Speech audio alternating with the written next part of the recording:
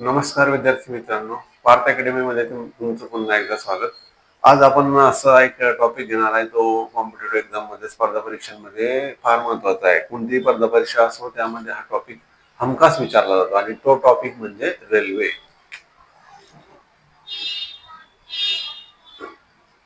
Railway railway या railway ह्या टॉपिकवर प्रत्येक कॉम्पिटेटिव्ह एक्झाम मध्ये प्रश्न नेमका असतो म्हणजे असतोच. रेल्वेवर प्रश्न कसे असतात? रेल्वेवरचा क्वेश्चन म्हणजेच काय? रेल्वेवरचा क्वेश्चन म्हणजे वेग, अंतर आणि वेळ या तिघांवर आधारलेला प्रश्न म्हणजे रेल्वेवरचा प्रश्न असं असतं. ऍक्च्युअली रेल्वेचे उदाहरण देऊन तो प्रश्न विचारलेला असतो, परंतु कन्सेप्ट ही असते वेग, अंतर आणि वेळ. यावरचे प्रश्न जर तुम्हाला सॉल्व्ह करायचे कमी वेळात तर तुम्हाला याची कन्सेप्ट क्लिअर असणे आवश्यक आहे. त्याकरता मी आज तुम्हाला असा एक छोटासा व्हिडिओ असणार आपला, असं एक टॉपिक सांगणार आहे की जर पहिले तुम्हाला ह्या प्रकारचे एक्झाम्पल समजून घेण्याकरता ते तुम्हाला माहीत असणं आवश्यक आहे, अशी गोष्ट मी तुम्हाला सांगणार आहे. त्याच्यातलं पहिली गोष्ट म्हणजे काय, अशा प्रकारचे एक्झाम्पल सॉल्व्ह करत असताना जो वेग असतो, वेग हा कधी किलोमीटर पर हवर असा दिलेला असतो, कधी मीटर पर सेकंद असा दिलेला असतो. तर ह्या दोघांचं एकमेकांमध्ये रूपांतर करता आलं पाहिजे, हा पहिला विषय. हे तुमचं जर क्लिअर असेल तर तुम्ही करू शकता, मी तर याच्यातच भरपूर वेळ जातो. दुसरी गोष्ट म्हणजे अंतर. ह्या अशा प्रकारच्या प्रश्नांमध्ये अंतर हे ना असं दिलेलं नसतं, ते तुम्हाला फाइंड आउट करायचं असतं. त्याकरता सुद्धा एक स्किल असते, कशी फाइंड आउट करायची तेच आज मी शिकवणार आहे. अंतर कसं फाइंड आउट करायचं हे तर आपण अगोदर हे बघू. एखादा वेग जर आपल्याला गाडीचा दिलेला असेल किलोमीटर पर हवर असा दिला असेल आणि त्याला आपल्याला कन्वर्ट करायचं आहे मीटर पर सेकंड मध्ये, तर काय करावं लागेल तुम्हाला, हा जो स्पीड आहे ह्या स्पीडला तुम्हाला 5/18 म्हणजे 5/18 गुणावं लागेल. याचं जे आन्सर येईल ते असेल मीटर पर सेकंड याच्यामध्ये. फॉर एक्झाम्पल एका गाडीचा स्पीड आहे 90 kilometre per our 90 kilometre per our असा आहे. तर तुम्ही या 90ला 5/18 ने मल्टिप्लाय करा. 18 1 18, 18 5 5 25, हा झाला मग 25 metre per second. Metre per second मध्ये speed, kilometre per second metre per second. उलट जर करायचं असलं तुम्हाला, मीटर पर सेकंदचा स्पीड आहे तुम्हाला जो करायचा आहे किलोमीटर पर हवर मध्ये करायचा आहे, तर तुम्हाला हा जो फ्रॅक्शन आहे तो उलटा करा. हा जो स्पीड दिलाय त्याला तुम्ही मल्टिप्लाय करा 18/5 म्हणजे 18/5 ने मल्टिप्लाय करा. फॉर एक्झाम्पल मीटर हाच घेऊ आपण, हा दिलेला आहे स्पीड 25, बरोबर आहे. तर करा तुम्ही 5 5 5 25 18 म्हणजे 90 आला ना, 90 किलोमीटर पर अवर, बरोबर. हा पहिली गोष्ट लक्षात घ्या, ही पहिली गोष्ट म्हणजे जो अलग अलग युनिट मध्ये एककांमध्ये जो स्पीड दिलेला असतो तो स्पीड तुम्हाला कन्व्हर्ट करता आला पाहिजे, ही पहिली गोष्ट आहे. यामध्ये दुसरी गोष्ट आहे की अंतर. अंतर म्हणजे आता अंतर काय आहे तुम्हाला ऍक्च्युअली उदाहरण दिल्यानंतर समजेल.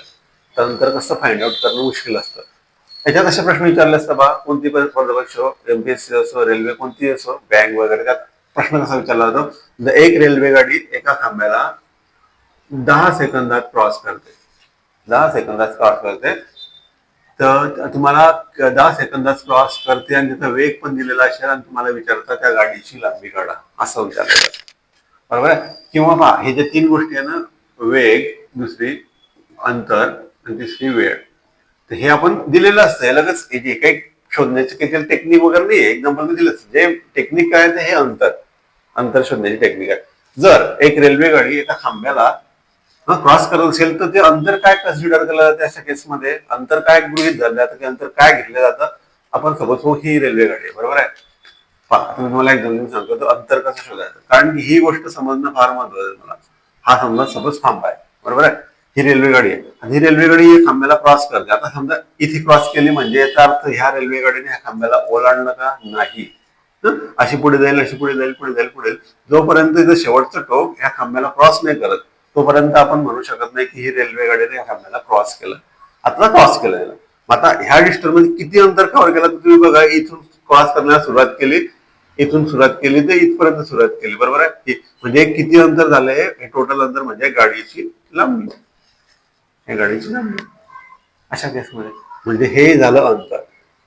ही कन्सेप्ट तुम्हाला समजली पाहिजे की एक रेल्वे गाडी एका खांब्याला क्रॉस करते म्हणजे अंतर काय घ्यायचं आपण या केसमध्ये, तर अंतर काय घ्यावं लागेल आपल्याला, त्या गाडीची लांबी.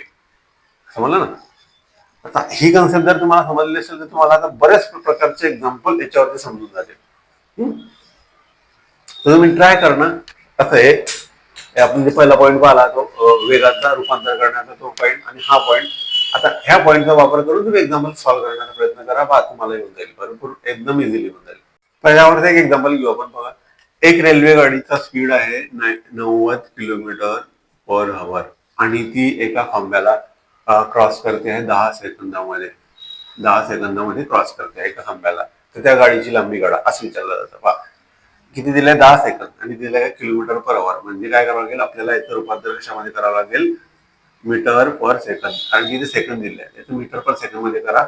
म्हणजे ह्या 90ला तुम्ही गुणाकार करा 5 गुणा 5/18 म्हणजे आलंय 25. बरोबर आहे? 25 मीटर पर सेकंद झालं. मग आपल्याला विचारलं अंतर. तर अंतर कसं काढतो आपण माहित आहे, डिस्टन्स कसं काढतो. पण आपला फॉर्म्युला काय? वेग कसा करतो आपण? वेग बरोबर अंतर भागला वेळ. बरोबर आहे? जर अंतर काढणं असेल तर नाही दोनचा गुणाकार. म्हणजे अंतर जर काढणं असेल तर तुम्हाला वेग गुणिला वेळ करा. त्याला अंतर काढला. वेग काय त्या गाडीचा? हा 25 किलोमीटर पर सेकंद. आणि वेळ किती लागला तिला? 10 सेकंद. झालं. मल्टिप्लाय करा. 25 × 10 म्हणजे 250 काईल हे मीटर.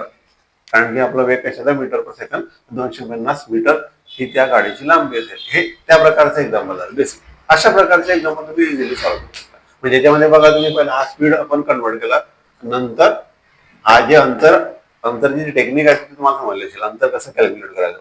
अशा प्रकारचे एक्झाम्पल असतात. अजून एक एक्झाम्पल बघू फार त्याच्यामध्ये. एक एक्झाम्पल आहे अजून दुसरं. ट्रेनची लेंथ आहे, लांबी किती आहे? 400 मीटर. बरोबर आहे? आणि तिचा स्पीड किती आहे?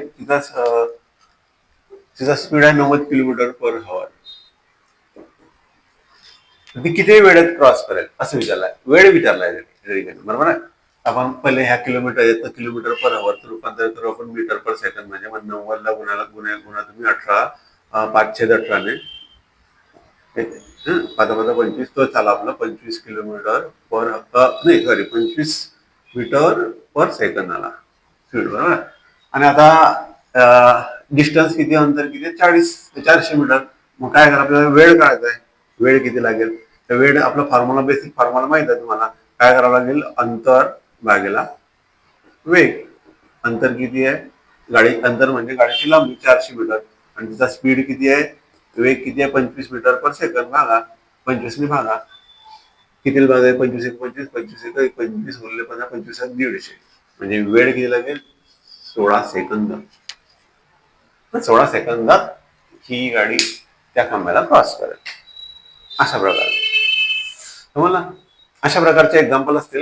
याच्यामध्ये भरपूर एकदम डीप कन्सेप्ट आहे.